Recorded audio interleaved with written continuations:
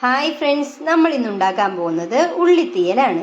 അതിനായി ആദ്യമേ തന്നെ ചെറിയ ഉള്ളി ഒരു 25 ഇതുപോലെ എടുത്ത് വെച്ചിട്ടുണ്ട്.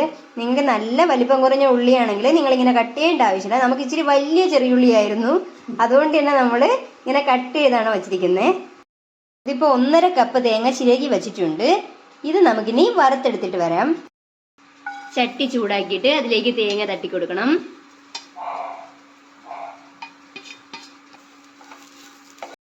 ഇനി നല്ല പോലെ വഴറ്റണം, നല്ല ചുമന്ന് വരണം. ഇത് വറുക്കുമ്പോൾ തന്നെ ഒരു ഉള്ളി ഇതുപോലെ ഇങ്ങനെ അരിഞ്ഞിട്ടിട്ടുണ്ട്, അതും കൂടെ ഇടാം. 1/2 ടീസ്പൂൺ ചെറിയ ജീരകവും കൂടെ ചേർത്ത് കൊടുത്തിട്ട് നമുക്ക് നല്ലപോലെ ചുമപ്പിച്ചെടുക്കാം. നമ്മളിപ്പോൾ നോൺ സ്റ്റിക്കിന്റെ പാത്രം ആയതുകൊണ്ട് ഇതിൽ എണ്ണ ആവശ്യമില്ലാത്തതുകൊണ്ട് നമ്മളിപ്പോൾ എണ്ണ ഒഴിച്ചിട്ടില്ല. നിങ്ങൾക്ക് എണ്ണ വേണമെങ്കിലോ വേറെ പാത്രമാണെങ്കിലോ നിങ്ങൾക്ക് എണ്ണ ഒഴിക്കാം. പിന്നെ സാധാരണ നമ്മൾ തേങ്ങ വറുക്കുന്നതിനേക്കാളും നല്ലപോലെ വഴറ്റിയെടുക്കണം. കളർ നല്ല ബ്രൗൺ ആവണം.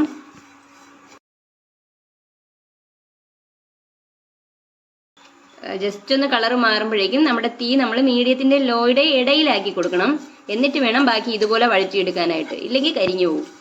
ഇനി നമുക്ക് പൊടികൾ ചേർത്ത് കൊടുക്കാം. തീ ഓഫ് ചെയ്തേ.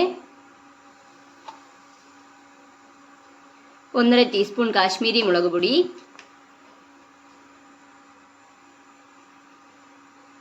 1.5 ടീസ്പൂൺ മല്ലിപ്പൊടി, 1/4 ടീസ്പൂൺ മഞ്ഞൾപ്പൊടി. കാശ്മീരി മുളക് പൊടി ഇല്ലെങ്കിൽ നിങ്ങൾക്ക് 1 ടീസ്പൂൺ സാധാരണ മുളക് പൊടി ഇട്ട് കൊടുക്കാം. ഇനി നല്ലപോലെ അതിൻ്റെ പച്ചമണം മാറ്റണം. നമ്മൾ തീ കത്തിക്കുന്നില്ല, ഇതിൻ്റെ തന്നെ ചൂടിലാണ് ഇതിനെ വഴറ്റി കൊടുക്കുന്നത്.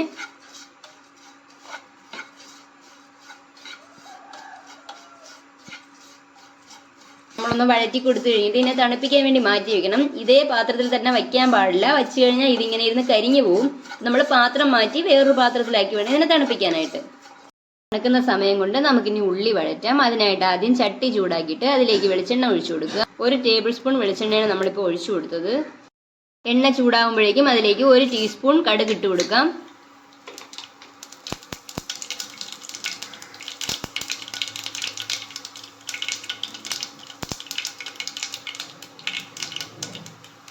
കടുക് പൊട്ടുമ്പോഴേക്കും കുറച്ച് കറിവേപ്പിലയും വറ്റൽമുളകും കൂടി ചേർത്ത് കൊടുക്കാം. ഇനി നമുക്ക് അരിഞ്ഞു മാറ്റി വെച്ച നമ്മുടെ ഉള്ളിയും കൂടി ചേർത്ത് കൊടുക്കാം.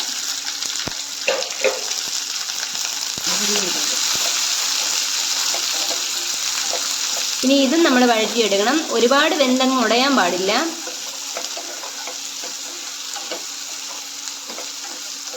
തേങ്ങ ഇപ്പം നല്ലപോലെ തണുത്തിട്ടുണ്ട്. ഇനി നമുക്കിത് അരച്ചെടുത്തുകൊണ്ട് വരാം. ആദ്യം അരയ്ക്കുമ്പോൾ നമ്മൾ വെള്ളം ചേർക്കേണ്ട, കാരണം അരയ്ക്കുമ്പോൾ തന്നെ ഇതിൽ നിന്ന് എണ്ണ ഊറി വരാനുള്ള ചാൻസ് ഉണ്ട്.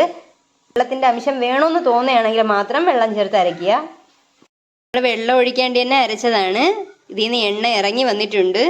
നമുക്ക് വീണ്ടും അരച്ചെടുക്കാം. എല്ലാം ഇറങ്ങിയിട്ടില്ലെങ്കിൽ വീണ്ടും നമ്മൾ വെള്ളം ചേർത്ത് അരയ്ക്കണം.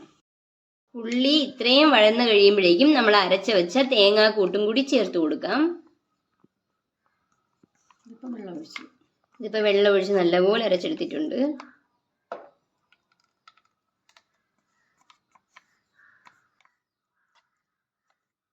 ഉപ്പിട്ടില്ല.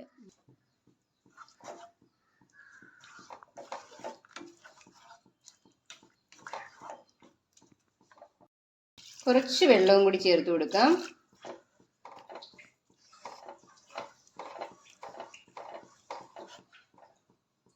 ഈ ഒരു സമയം നമുക്ക് ഇതിലേക്ക് ഉപ്പ് ചേർത്ത് കൊടുക്കാം. നമ്മളിപ്പോൾ 1/2 ടീസ്പൂൺ ഉപ്പാണ് ചേർത്ത് കൊടുത്തത്. നിങ്ങളുടെ ടേസ്റ്റ് അനുസരിച്ചിട്ട് ഇട്ട് കൊടുക്കണം. പിന്നെ നമ്മൾ 1 നെല്ലിക്ക വലിപ്പത്തിലുള്ള പുളി വെള്ളത്തിലിട്ട് വെച്ചിരിക്കുകയായിരുന്നു കുതിരാനായിട്ട്. ഈ ഒരു സമയം നമ്മൾ അതും കൂടി പിഴിഞ്ഞൊഴിച്ചു കൊടുക്കാം.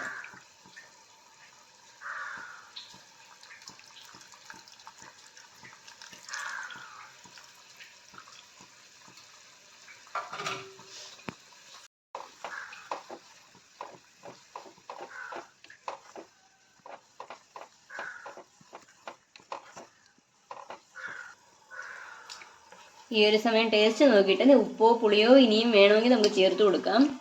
കറി നല്ലപോലെ വേണമെങ്കിൽ ഇനി നമുക്ക് വെള്ളം ചേർക്കാം. അതല്ല കുറുക്കി എടുക്കാനാണെങ്കിൽ നമുക്കിങ്ങനെ നല്ലപോലെ തിളച്ചിട്ട് എണ്ണ തെളിയുന്നത് വരെ നമുക്കിതിനെ വച്ചിരിക്കാം.